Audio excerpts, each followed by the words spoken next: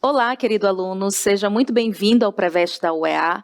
Eu sou a professora Lana, sou do sexo feminino, com 31 anos, sou parda, tenho cabelos pretos, tenho estatura mediana, estou trajando uma calça bege e uma blusa preta. O ambiente da aula é um estúdio de televisão e usarei uma tela interativa para anotações. Então, vamos lá para o assunto da aula de hoje. Nós iremos trabalhar interpretação de textos, vocabulário, coesão e coerência. Durante as questões, nós vamos trabalhar a interpretação de textos variados, elementos linguísticos, significado das palavras, conotação e denotação. Então, vamos para a nossa primeira questão da UEA. Percebam que ela apresenta para a gente uma charge com dois personagens. Um está segurando uma arma, é um assalto, pelo contexto da charge. Vamos ler o enunciado. Nas duas ocorrências, o marcador discursivo que poderia ser substituído por... Vamos ler o que dizem os balões de fala. O primeiro diz, passa a pasta, que a Mega Sena acumulou em 85 milhões. Rápido, que quero garantir o meu jogo. 85 milhões? Corre, abestado, senão não dá tempo. Bem, pessoal, observem que o enunciado está perguntando de você... Quais são as funções, qual é a função sintática que a palavra que está desempenhando dentro dessas orações? E vocês sabem que a palavra que ela é um problema na nossa língua portuguesa porque ela pode exercer várias funções. Alguns alunos me falam, prof, uma das funções do que é confundir a nossa mente na hora da prova. Não, confunde a mente de quem não está assistindo essa aula. Veja bem, meus queridos, é muito simples a gente identificar as funções do que. Basta que nós olhemos para a frase e tentemos entender o que é que está sendo, de que forma que ela está sendo cobrada dentro daquela oração. Vamos observar a primeira. Passa a pasta que a Mega Sena acumulou em 85 milhões. Observe que, antes do que aparece aqui, nós temos uma primeira oração, passa a pasta. E você, obviamente, sabe que onde tem verbo, tem oração. A Mega Sena acumulou em 85 milhões. Então, observe, eu tenho uma oração aqui e eu tenho uma segunda oração sendo iniciada também após esse que. Pessoal, o que pode exercer a função de pronome relativo, de substantivo, ele pode funcionar como advérbio e também pode funcionar como conjunção. E aí você lembra o que é uma conjunção. Conjunção é aquela palavra que é responsável por ligar duas orações e estabelecer entre elas relações de sentido. Observe que na segunda frase, o que também está funcionando aqui ligando palavras, né? Rápido, que eu quero garantir o meu jogo. Então, vamos ver quais alternativas podem responder a essa questão.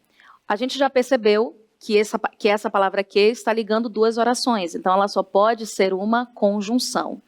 E vocês sabem, como eu falei anteriormente, que elas estabelecem relações de sentido, as conjunções estabelecem relações de sentido. Vocês podem observar que nessas duas orações, esse que está funcionando como uma conjunção explicativa. Eu poderia substituir, por exemplo, pela palavra pois. Passa a pasta, pois a Mega Sena acumulou em 85 milhões. Rápido, pois eu quero garantir o meu jogo. Então, dessas duas sentenças, a única palavra que poderia substituir esse que é a palavra pois, portanto, a alternativa é a letra D. A letra A diz que poderia ser substituída pelo com sentido restritivo, está errado. Mas com sentido adversativo também não pode ser, porque a relação é de explicação e não de adversidade. A letra C, a fim de, com sentido de finalidade, também não poderia ser. E a letra E, portanto, com sentido conclusivo, também não poderia ser. Somente a letra D de dado, com sentido explicativo, o conectivo, pois. Então, vamos para a próxima questão. O que diz aí ainda é a mesma charge, tá? Quanto à modalidade e à tipologia, esse texto classifica-se como... Bem, a questão está pedindo para que você classifique quanto à tipologia, se ela é narrativa, descritiva, dissertativa ou argumentativa, e pedindo para que você aponte também o gênero desse texto, né?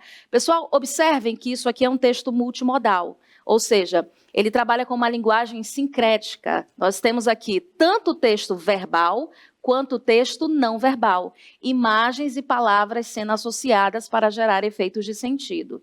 Então, veja bem, todas as vezes que eu tenho esse tipo de texto, eu posso estar falando de uma tirinha, eu posso estar falando de uma charge, de um cartoon e ainda do meme que surgiu com força agora por conta da internet.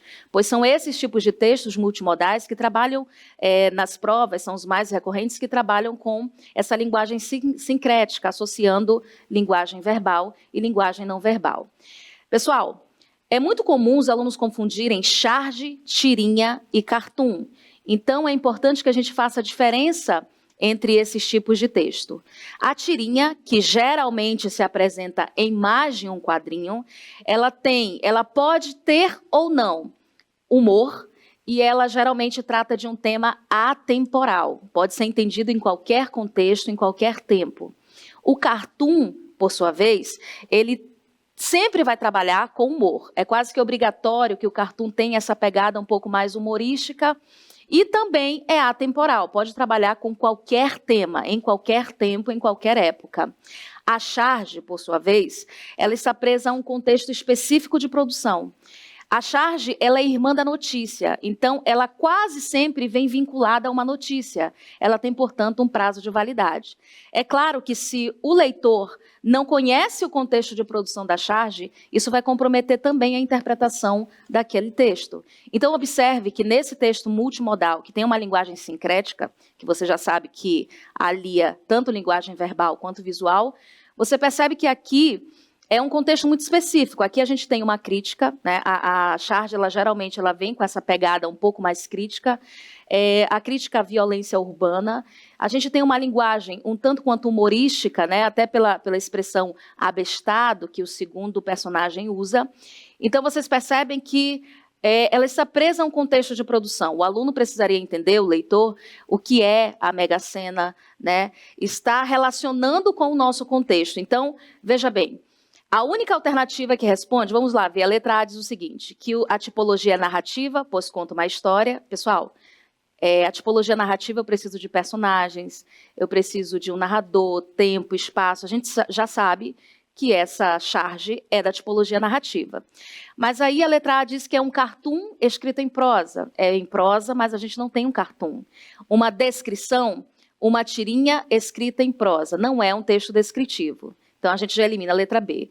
Letra C, uma narrativa, uma charge escrita em prosa. Só pode ser a nossa resposta, a letra C, vamos ver. A letra D diz o seguinte, um texto dissertativo, uma charge em prosa, também não pode ser dissertativo, porque não tem uma tese sendo defendida. E a letra E diz uma narrativa, uma tira em prosa, não é tira, então também não pode ser a letra E. Certo, meus queridos? Então, vamos lá para a questão número 3.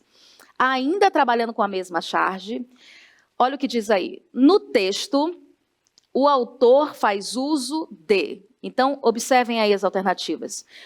A letra A diz uma linguagem verbal, coloquial. A letra B diz uma linguagem sincrética e acadêmica. Você já sabe o que é linguagem sincrética, aquela linguagem que alia várias formas de texto, verbal ou não verbal. Uma linguagem mista, culta, uma linguagem sincrética, humorística e coloquial. E a letra E, uma linguagem humorística e culta. Pessoal, vocês já sabem que a linguagem que está sendo utilizada aí não é aquela linguagem culta, aquela linguagem que nós utilizamos em textos acadêmicos, aquela linguagem um pouco mais rebuscada. Na verdade, é a linguagem que a gente usa no dia a dia, né, com gírias, com marcadores regionais, como, por exemplo, na palavra abestado, que é típico aqui da região norte, então, linguagem coloquial. E vocês sabem que é uma linguagem sincrética e humorística, portanto, a única alternativa que responde o enunciado é a letra D, uma linguagem sincrética, humorística e coloquial. Certo, meus queridos? Vamos para a nossa última questão, vamos observar o que ela diz aí, tem um textinho para a gente ler. E eu sempre gosto de ler primeiro o enunciado, depois a gente vai para o texto. Olha o que diz aí. O conectivo que não poderia substituir, uma vez que, no texto, e você já sabe que esse uma vez que é um conectivo, né? Vamos ver como é que fica lá no texto. Acho que foi uma premonição. Uma vez que, deixa eu deixar esse uma vez aqui grifado para vocês acompanharem, né?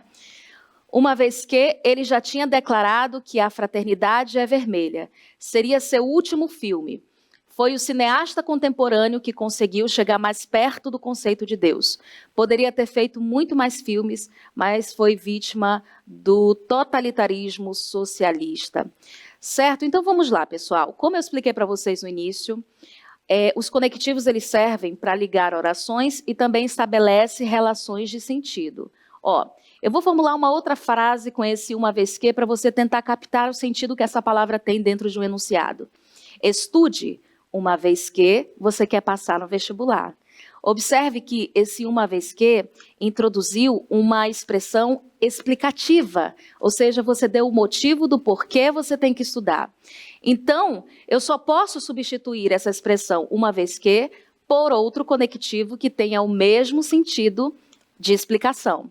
Observem as alternativas que são dadas para a gente. A letra A, o porquê, veja se faz sentido. Vamos colocar lá no texto. Acho que foi uma premonição, porque ele já tinha declarado que a fraternidade é vermelha. Faria sentido. Então, a letra A não é a nossa resposta. A letra B. Acho que foi uma premonição, pois ele já tinha declarado que a fraternidade é vermelha. Letra C.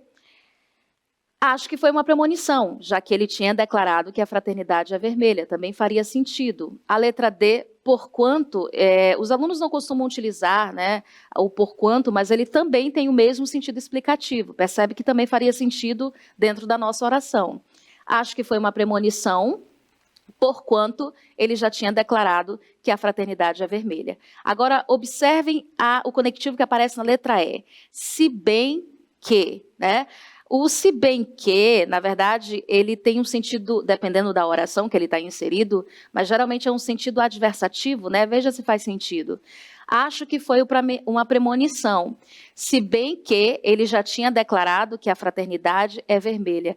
Percebe que não faz muito sentido dentro desse texto. Então, a única resposta possível para essa questão é a letra E, pois esse se bem que não faz sentido dentro do nosso enunciado. Então, meus queridos, esse assunto de conectivos é importantíssimo para que você consiga estabelecer relações de sentido dentro de um texto. Os conectivos eles te ajudam não só a interpretar o sentido de textos multimodais, como é o caso da tirinha, da charge e do cartoon, mas os conectivos eles também te ajudam na produção de texto. Você sabe que quando você escreve uma redação, você precisa colocar conectivos ligando ali os seus períodos, então você precisa saber fazer o uso desses conectivos, certo? É interessante também que você conheça quais são as orações subordinadas, né? As orações subordinadas substantivas, adjetivas, as adverbiais, e saber, é claro, quais são os conectivos que estão sempre se relacionando com essas orações subordinadas. Dessa maneira, tu vai conseguir fazer uma boa redação e, obviamente, também vai conseguir estabelecer essas relações de sentido dentro das questões interpretativas, como foi o caso dessas questões que nós vimos na aula de hoje. Então é isso, queridos. Na nossa aula de hoje, nós estudamos a linguagem conotativa, denotativa, a interpretação de texto, além do uso de conectivos. Esses assuntos são muito importantes para o vestibular da UEA. É importante que você também siga o Preveste da UEA em todas as nossas redes sociais para estar ligado aí nos assuntos e, é claro, acompanhar sempre essas super aulas de português e das outras matérias também, que são importantíssimas para vocês. Então é isso, meus queridos. Eu vejo vocês na nossa próxima aula. Um abraço. Até mais. Tchau, tchau.